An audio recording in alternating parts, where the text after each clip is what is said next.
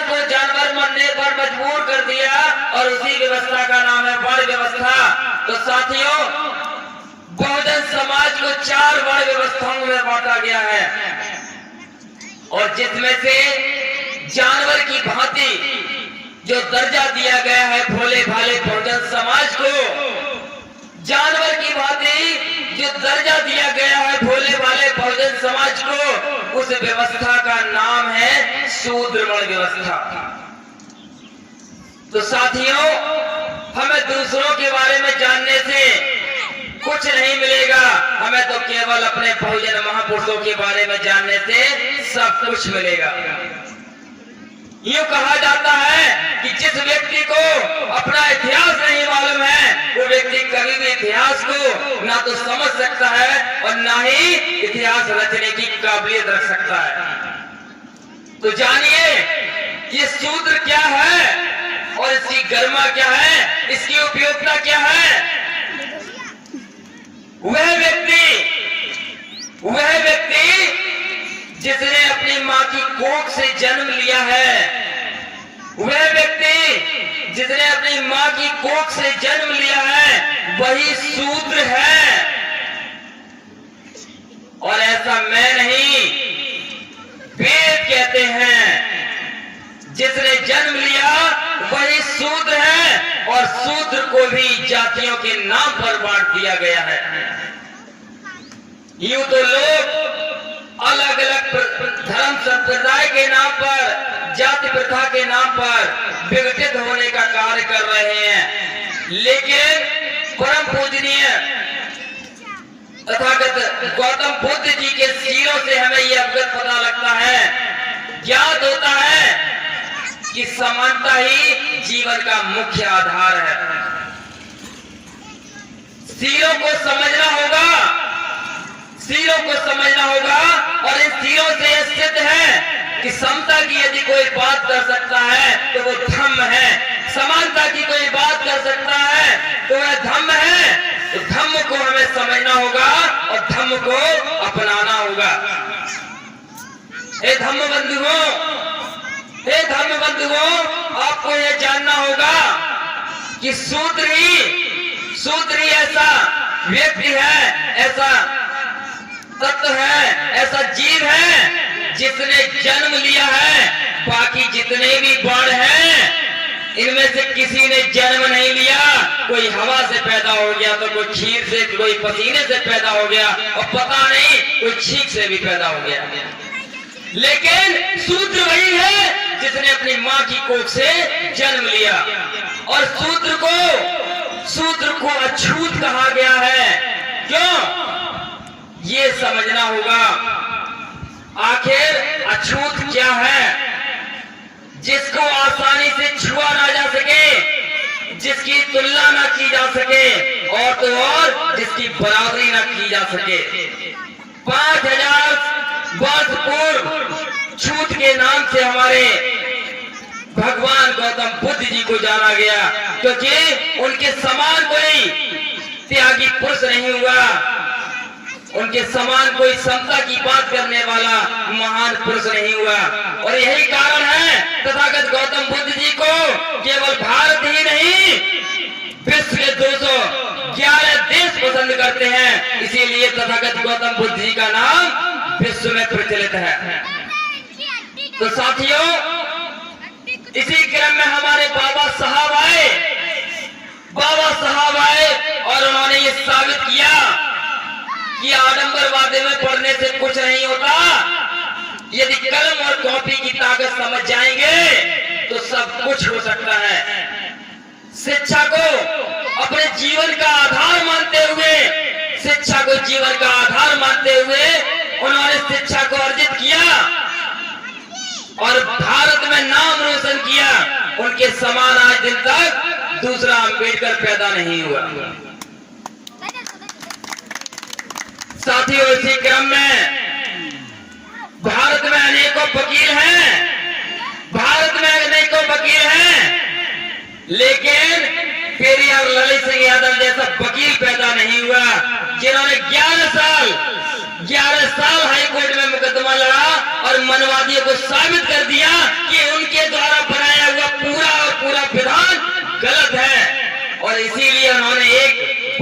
की रचना की थी, जिसका नाम है सच्ची रामायण। जो भी व्यक्ति इस किताब को पढ़ लेगा, मैं दावा करता हूं भारत की कोई भी शक्ति उसे रोक नहीं पाएगी और भारत का कोई भी वकील उसे हरा नहीं पाएगा। जो भारत में एक पिक्चर प्रचलित है जिसे हम लोग OMG कहते हैं, वो OMG फिल्म पेरियार ललित सिंह यादव के ऊपर बनी हुई है, आप समझ सकते हैं। लेकिन उनका इतिहास कोई जानता नहीं है। तो साथियों, हमें उनके इतिहास को जानना होगा। उसी क्रम में हमारे अनेकों बहुजन महापुरुष हुए जिनकी बराबरी किसी ने नहीं कर पाई, और जब लोग बराबरी नहीं कर पाते तो उसे अछूत कह देते हैं। कहते कि नहीं? बोलो, कहते कि नहीं? कहते हैं। तो साथियों, इसी प्रकार से बहुजन एकता को मजबूत करने वाला एक संगठन है जिसका नाम है भीम आर्मी। और भीम आर्मी बहुजन विचारधाराओं पर चलता है, और बहुजन विचारधारा पर चलता है तो यह ऐसा संगठन है जिसकी बराबरी कोई नहीं कर सकता। मात्र 5 साल में उत्तर प्रदेश ही नहीं, भारत ही नहीं, बल्कि विदेशों में भी भीम आर्मी अपना परचम लहरा चुकी है। तो साथियों, जिसकी कोई बराबरी ना कर पाए उसे अछूत का दर्जा मिलता है, और तो और अछूत लोगों को गलत दृष्टि से देखा जाता है, हीन भावना से देखा जाता है। और तो और हमें ये मालूम है, हमने वेदों को पढ़ा है, उसमें बताया गया है कि जो अछूत है और कमर से नीचे का भाग अछूत है, यानी पैरों को शूद्र कहा गया है। कहा गया कि नहीं? पैरों को शूद्र कहा गया है, चाहे वो किसी भी धर्म का व्यक्ति क्यों ना हो और किसी भी धर्म का महान व्यक्ति क्यों ना हो। तो साथियों, जब भी उसे मान सम्मान और आदर देते हैं तो क्या, जब हम उसके समीप जाते हैं तो उसे नमन करते समय उसका माथा चूमते हैं या उसका पैर चूमते हैं? बताइए। हम भी आए और आने के बाद इस प्रांगण में देखा जहां धम्म की चर्चा हो रही है, जागृति की चर्चा हो रही है, हमने भी आते ही सबसे पहले तथागत गौतम बुद्ध जी के चरणों में स्पर्श करने का काम किया, नमन करने का काम किया। क्यों? क्योंकि शूद्र ही महान है। ये बात आपको समझनी होगी, और ये बात आप लोग जान लीजिए। एक समय ऐसा था जब मानवर काशीराम साहब, और मानवर काशीराम साहब से पहले बाबा साहब अकेले थे, लेकिन आज हम करोड़ों की संख्या में हैं, करोड़ों की संख्या में हैं। हमारे पास खाने का भी अधिकार है, पीने का भी अधिकार है, अच्छे कपड़े पहनने का भी अधिकार है। तो हमारा दायित्व है कि अपने संविधान की रक्षा करना, और संविधान की रक्षा केवल संविधान को खरीद कर नहीं की जाएगी, संविधान को पढ़कर की जाएगी। मैं देश के 135 करोड़ की जनसंख्या वाली सरकार से कहना चाहता हूं, यदि ये सरकार संविधान को पढ़ लेती तो आज हमारा देश सोने की चिड़िया कहलाता। तो साथियों, आज सभी लोगों को निरंतर आगे बढ़ना होगा, समझना होगा।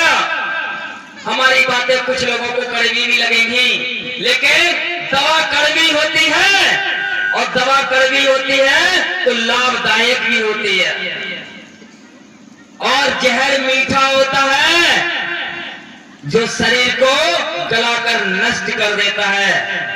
तो साथियों, धर्म को मानने वाले लोग सच्चाई की बात करते हैं, और सच्चाई हमेशा कड़वी होती है। तो साथियों, धर्म को समझिए, धर्म को अपनाइए, तभी आपके जीवन में सकारात्मक सोच विकसित होगी। भीम आर्मी एक ऐसी विचारधारा है जो आपके सपनों को पूरा कर सकती है, आपको बुलंदियों पर पहुंचा सकती है। कैसे, ये आपको समझना होगा। विश्व रत्न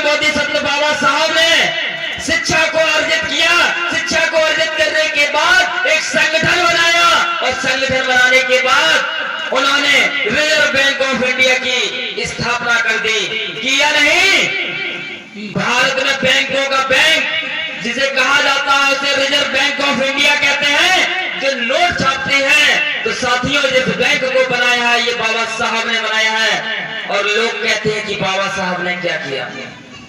जिसने नोट छापने वाली बैंक को बनाया और उसी महान पुरुष का फोटो आज दिन तक किसी भी नोट पर नहीं छपा। ये समाज के साथ कहीं ना कहीं भेदभाव है। उन्हीं के कर्म को हमने समझा, पढ़ा और पढ़ने के बाद हमने भी निर्णय लिया कि आजादी के 74 साल हो गए और 74 साल होने के बावजूद भी एक भी दलित बैंक नहीं बनी, एक भी दलित बैंक नहीं बनी। और जितनी भी बैंक है वो केवल मनवादियों की है। इसीलिए भीम आर्मी बिना किसी भेदभाव के, बिना किसी दबाव के बहुत जल्द बैंक स्थापित करने वाली है, जिसमें बहुजन समाज के लोगों को रोजगार दिया जाएगा। भीम आर्मी में वही जुड़ सकता है जो संविधान पढ़ता है, वही व्यक्ति जुड़ सकता है जो धम्म को जानता है, धम्म को मानता है, और वही व्यक्ति जुड़ सकता है जिसके अंदर त्याग, तपस्या और बलिदान की भावना है। लालची, स्वार्थी और कुदृष्टि डालने वाले गद्दार लोगों से भीम आर्मी हमेशा दूर रहती है। भीम आर्मी 3 पहलुओं पर काम करती है। तो साथियों, समझने का काम करें। डरने से कुछ नहीं होता, क्योंकि डर तो उन्हें लगता है जिनके कर्मों में दाग होता है। डर तो उन्हें लगता है जिनके कर्मों में दाग होता है। हम तो बाबा साहब के बच्चे हैं और हमारे सीने में भी फौलाद होता है। हम तो बाबा साहब के बच्चे हैं, हमारे सीने में भी फौलाद होता है। तो साथियों, समझें, ये आपको समझना होगा। जब बाबा साहब इन मनवादी ताकतों से अकेले लड़ रहे थे, उन्होंने बिना लाठी और डंडे के हमें हमारे हक अधिकार संविधान रूपी ग्रंथ में दे दिए। तो हम लोग आज बहुजन लोग जो हाथी से ज्यादा विशाल संख्या में हैं, तो हम अपने हक अधिकारों को नहीं ले पाएंगे।